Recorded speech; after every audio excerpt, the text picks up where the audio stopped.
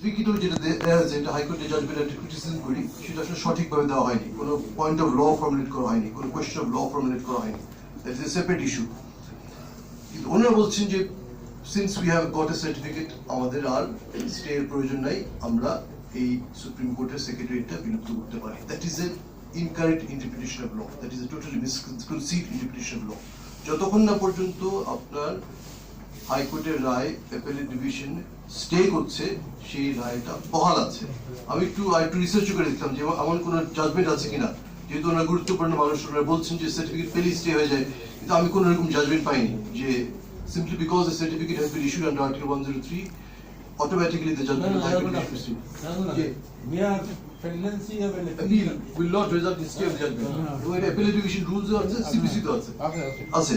সেটা বলছি যে এরকম কোনো জাজমেন্ট নাই যে বলছে যে এটা স্টে হয়ে যাবে অটোমেটিক্যালি। হবে না, সার্টিফিকেট দিলেও হবে না স্টে। তো এই যে it is binding unless it is set aside. it is binding. 111 হচ্ছে আমাদের এটা দুর্দান্ত হয়। এটা হচ্ছে law declared by the appellate division is binding of the whole nation. Absolutely. কিন্তু আগে ছিল ল্যাঙ্গুয়েজটা ওয়েট অফ দ্য সার্টিফিকেট ছিল the judgment of the federal court judgment আমরা বলছি act is law declared. is binding upon the high courts and etc. as far as practicable যদি আমরা ছাড়াই দিয়ে বলছি না it's binding upon পার্লামেন্ট যেমন আইন করবে সুপ্রিম কোর্ট আইন করবে 100%। তো সেজন্যই যে মানে মেয়ের filing of an appeal will not result in stay of the judgment, অর্থাৎ হাইকোর্টের রায়টা বহাল আছে।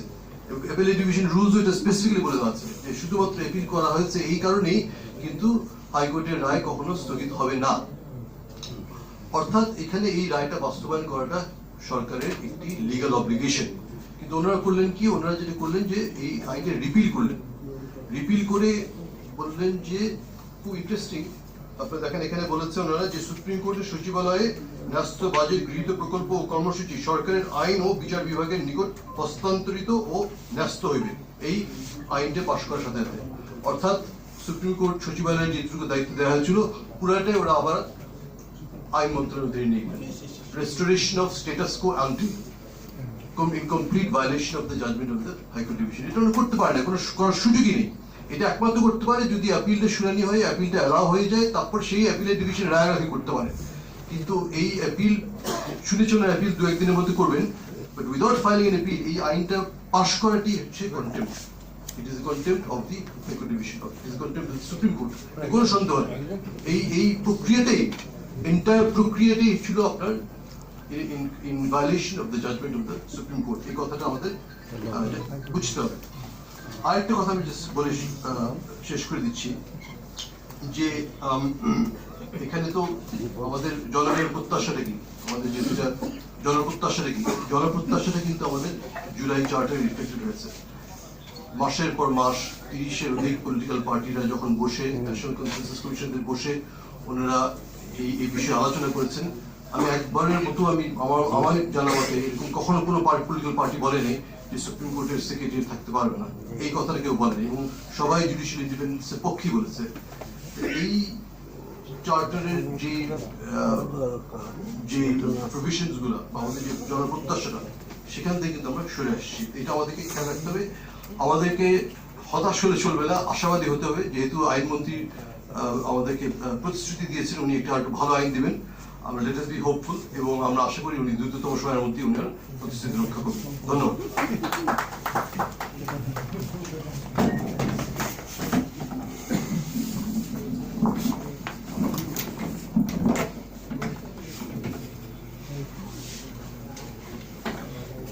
এবং আমার মনে হয় আমাদের রেজিস্টার এমরান সিদ্দিকী যেটা বলেছে এটা আমাদের উপলব্ধিতে নেওয়া দরকার, যে সরকার যে সচিবালয়টাকে আইন মন্ত্রণালয়ে পাঠিয়ে দিয়েছে, এটা is a contempt of the high court judgment. গত সেপ্টেম্বর মাসে যে হাইকোর্ট জাজমেন্ট দিয়েছে, contempt of the high court judgment, এবং এটা কোনোভাবে গ্রহণযোগ্য নয়। এবং আমি এই যে আপিল করেছি ওটা স্থিতাবস্থা রাখার জন্য। তো এনিওয়ে আমরা একটু ওই দিক থেকে একটু শুনি, তারপর এখানে আসি। তো আপনাদের কাছ থেকে আমার মনে হয় অনেক গুরুত্বপূর্ণ আলোচনা হয়েছে এর মধ্যে। কেন এই আইনগুলো আমাদের সরকারের অনুমোদন করা দরকার ছিল, কিংবা পরিবর্তন করে আরো ভালো আইন যদি তারা মনে করে সেটা এই যে সংসদে পাশ করা উচিত ছিল। এই নিয়ে এই প্রেক্ষাপট দিয়ে গুরুত্বপূর্ণ যুক্তিগুলো উত্থাপন করা হয়েছে। তা আপনাদের কাছ থেকে আমরা একটু শুনতে চাই, মালিকদের কাছ থেকে। আর আমাদের আরেকটা জিনিস যেটা আমাদের গুরুত্বপূর্ণ মনে রাখা, আমাদের প্রধানমন্ত্রী কালকেও বলেছেন, আগে বলেছেন যে অক্ষরে অক্ষরে জুলাই সনদ ওনারা বাস্তবায়ন করবেন, এবং প্রতি শব্দ প্রতি বাক্য। তো তাহলে তাই যদি করেন, তাহলে যে মালিকরা যে রায় দিয়েছে, যে ইয়ের পক্ষে যে গণভোট হয়েছে, তো তাহলে ওটা তো মানা উচিত। প্রথমেই এখন যেটা করা উচিত, তাদের যে সংবিধান সংস্কার পরিষদ গঠন করাটা, যেটা তারা করে নাই, তো তারা যদি মানতে চান তাহলে সদিচ্ছা ওখানেই প্রদর্শন করা হবে, যদি তারা সেই সংস্কার পরিষদটা গঠন করেন। এনিওয়ে, তো এই জন্যই আমি আগে বলছি যে আমরা আশ্বাস পাচ্ছি কিন্তু আশ্বস্ত হতে পারছি না। তো কে বলতে চান? যে আমাদের মাইক তো আছে, বোধহয় মাইক আছে না? স্যার আমি একটু বলি, মাইক ছাড়াই হবে। আচ্ছা, ঠিক আছে।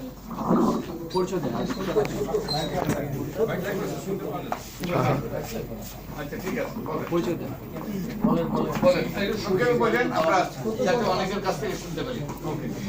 স্যার আমরা যে বিশদ আলোচনা শুনলাম, আমি খন্দকার মাসুদুজ্জামান। বিষয় হচ্ছে আইন, বিচার এবং সংসদ বিষয়ক মন্ত্রী, উনি অ্যাটর্নি জেনারেল, এবং তার আগে উনি রাজনীতির সাথে সম্পৃক্ত ছিলেন। সেটা হলো উনি জাসদের রাজনীতি করতেন, জাসদ ছাত্রলীগ করতেন। আমরা তখন বিএনপি ছিলাম আর কি, বিএনপি ছাত্রদল করতাম। তা আমার কথা হচ্ছে কি, তার তো দীর্ঘদিনের অভিজ্ঞতা। তা এইখানে আইন, বিচার, সংসদ বিষয়ক এই মন্ত্রী, এইটা তো খুব গুরুত্বপূর্ণ। এনার থেকে কি অভিজ্ঞতা লোক আর বিএনপির ভিতরে ছিল না? এটা কি আমরা মনে হয় ব্যক্তিগত বিষয়ে আমরা আলোচনা করতে চাই না, এবং এটা আমাদের সরকার প্রধানের সিদ্ধান্ত। আমরা মনে হয় আমরা